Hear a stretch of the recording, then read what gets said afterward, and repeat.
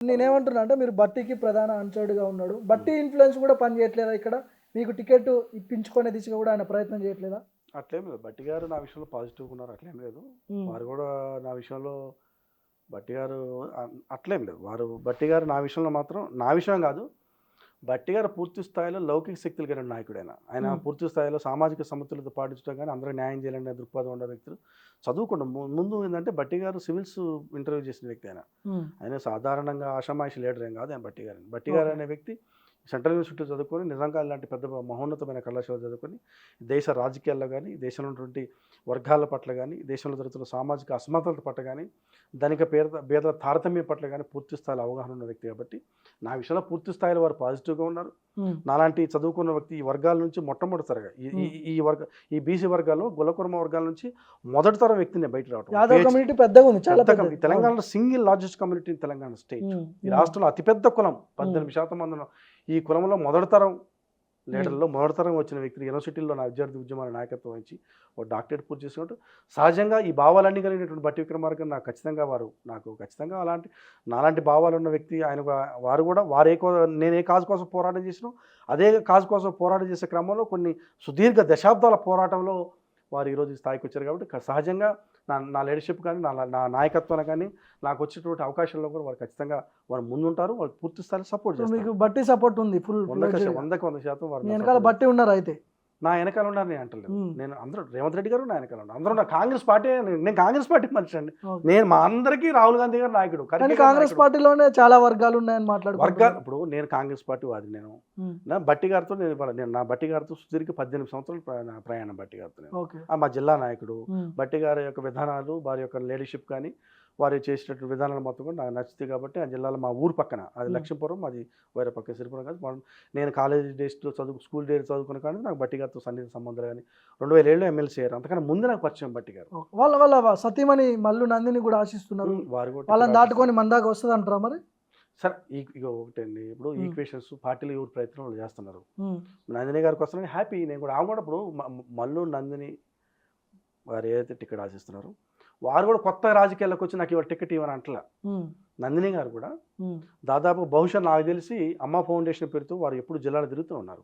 2007 నుంచి ఈ రోజు వరకు కూడా నాకు తెలిసి వారు కూడా జిల్లా వ్యాప్తంగా ప్రతి నియోజకవర్గాల్లో, ప్రతి మండలంలో, ప్రతి గ్రామాల్లో వారికి వ్యక్తిగత పరిచయాలు కూడా ఉన్నాయి. ఓకే. తిరుగుతున్నారు. ప్రజా జీవితం అంటే పార్టీ పదవులు అనుభవించకపోవచ్చు. హ్మ్. కానీ మల్లు నందిని గారు అనేమి సహజంగా జిల్లా వ్యాప్తంగా వారందరికీ ముఖపరిచయం ఉన్న వ్యక్తి, రాజకీయాల్లో పరిచయం ఉన్న వ్యక్తి, పార్టీ పదవులు అనుభవించకపోవచ్చు. ఓకే. కానీ బట్టి విక్రమార్క గారు సతీమణిగా కాకుండా అమ్మ ఫౌండేషన్ పేరుతో కొన్ని స్వచ్ఛంద కార్యక్రమాలు గానీ, అదేవిధంగా కొన్ని ఆర్గనైజేషన్స్ ద్వారా వారు చేస్తున్నారు.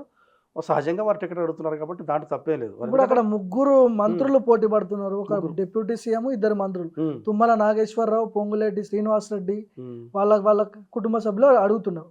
మన దాకా ఎట్లొస్తది అంటున్నా. అక్కడ ఖమ్మం నుంచి టికెట్ ఆశించినటువంటి హనుమంతరావు కూడా మొండి చేయి చూపించారు.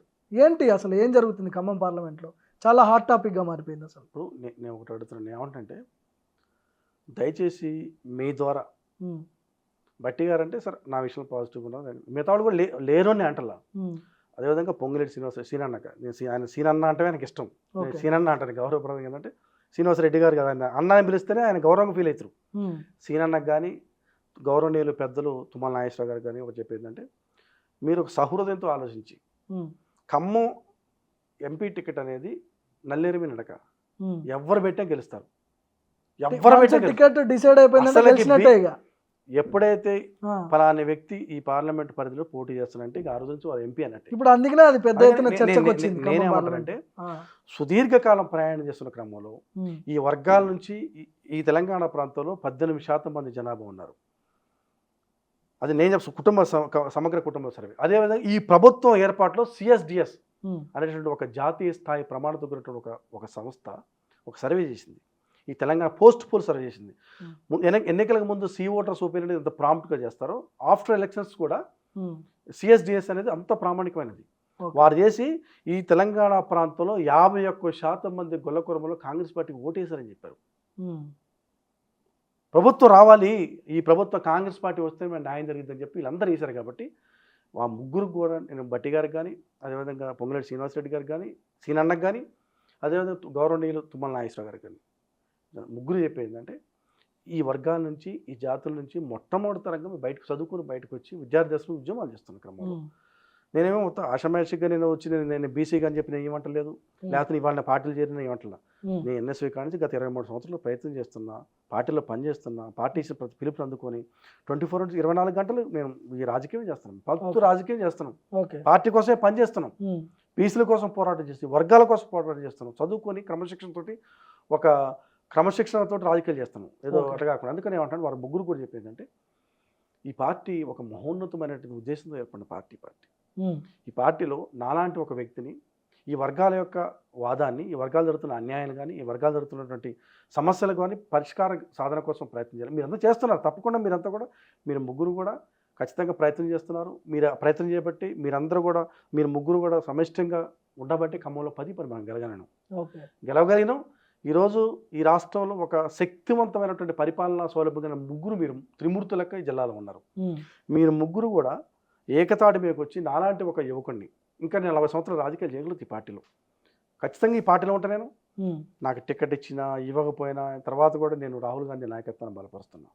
ఈ దేశంలో వాస్తవం చెప్పాలి, రాహుల్ గాంధీ త్యాగంతో పోస్తూ మన పెద్ద త్యాగాలే కదా మనందరి. అందుకనే నేనేమంటానంటే వారు కూడా ఆలోచన చేసుకొని బీసీ వర్గానికి సంబంధించినటువంటి నాలంటే బీసీలకు ఇస్తే అవకాశం కల్పించండి, ఖచ్చితంగా బీసీలకు అవకాశం గెలిచే సీట్లలో అదే అంటున్నా నేను, గెలిచే సీటు కాబట్టి ఆలోచన వాళ్ళకు ఉంటుందా, ఇవ్వమని అడుగుతున్నాం. మాలాంటి యువకులకి ప్రోత్సహిస్తే ఈ ఇంపాక్ట్ తెలంగాణ వ్యాప్తం పడుతుంది, దేశవ్యాప్తం కూడా పడుతుంది. ఎందుకంటే యాదవ కమ్యూనిటీ అనేది ఒక తెలంగాణ ప్రాంతానికి, ఒక ఖమ్మం ప్రాంతానికి పరిమిత ప్రాంతం కాదు ఇది. యాదవ్ అనేది దేశవ్యాప్తంగా ఉన్నటువంటి కులం. ఇది భారతదేశంలో ప్రతి 5 ఒక యాదవుడు ఉంటాడు, అంత పెద్ద కులం. కార్పొరేషన్ ఎంత మందికి ఇచ్చారు మీ వాళ్ళు? వీళ్ళు అసలు ఎవరికి ఒక్కళ్ళు కూడా ఎమ్మెల్యే టికెట్లు 4 ఇచ్చారు. ఇప్పుడు పార్లమెంట్ లో తక్కువ అనుకుంటా, 3 ఏమి ఇచ్చారా? పార్లమెంట్ లో ఇవ్వాలి అసలు ఒక్కళ్ళు కూడా యాదవులకు అసలు ఎవరికి. ఓకే, కేసీఆర్ ఇచ్చిన ఇద్దరికే ఇచ్చిండు. కేసీఆర్ ఇచ్చిండు. గతంలో కేసీఆర్ హయాంలో కార్పొరేషన్ చైర్మన్ల విషయంలో ఉస్మానియా యూనివర్సిటీ నుంచి గెలు శ్రీనివాస్ యాదవ్, బాల్క సుమను, పిడమర్తి రవి వీళ్ళందరూ పదవులు అనుభవించారు. ఏంటి కాంగ్రెస్ పార్టీకి వచ్చేసరికి ఏమైంది? అసలు ఉస్మానియా యూనివర్సిటీ లైనే తీసుకోవట్లేదు. ఇక్కడ ఉద్యమకారులు లేరా తెలంగాణలో? వాళ్ళని ఆదుకోవాల్సిన అవసరం లేదా? ఉంది. అదే కొంత చెప్పిన సామాజిక సమతుల్యతతో పాటు ఈక్వేషన్స్ దానిలో కొంత జరిగిన మాట వాస్తవమే. మొన్న కార్పొరేషన్లో కూడా కొంత ఇవ్వాల్సి ఉండే, కానీ నెక్స్ట్ సెకండ్ లిస్ట్లో మా అందరి పేర్లు ఉంటాయని మేము ఆశిస్తున్నాం. అది చెప్పారు కూడా, ఖచ్చితంగా సెకండ్ లిస్ట్లో మీ ఉస్మానియా యూనివర్సిటీకి న్యాయం చేస్తామని చెప్పని హామీ ఇచ్చారా మీకు? హామీ మా రేవంత్ రెడ్డి గారు కానీ, మా బట్టి గారు కానీ వారి మీద మాకు పూర్తి విశ్వాసం ఉంది. సామాజిక న్యాయానికి నిలుటద్దలు వాళ్ళిద్దరు.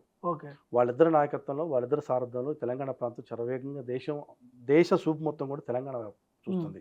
ఈ దేశంలో ఒక నూతన అధ్యాయంతో కూడిన అంటే ఒక అప్పులు కూపితో కూడిపోయిన 7 లక్షల కోట్ల అప్పుతోటి తెలంగాణ ప్రాంతం కూడా అసలుకి ఎటువంటి ముందుకు పోలే పరిస్థితులు ఈరోజు వాళ్ళిద్దరు సారథ్యంలో, వాళ్ళిద్దరు నాయకత్వంలో ఈ తెలంగాణ ప్రాంతం ముందుకు పోతుంది. కాబట్టి గౌరవనీయులు రేవంత్ రెడ్డి గారు, అదేవిధంగా గౌరవ ఉప ముఖ్యమంత్రి వర్యులు బట్టి విక్రమార్క గారు ఖచ్చితంగా ఈ సామాజిక న్యాయం అనేది వారికి వెనతో పెట్టి బీసీలు అంటారు కాబట్టి వాళ్ళిద్దరు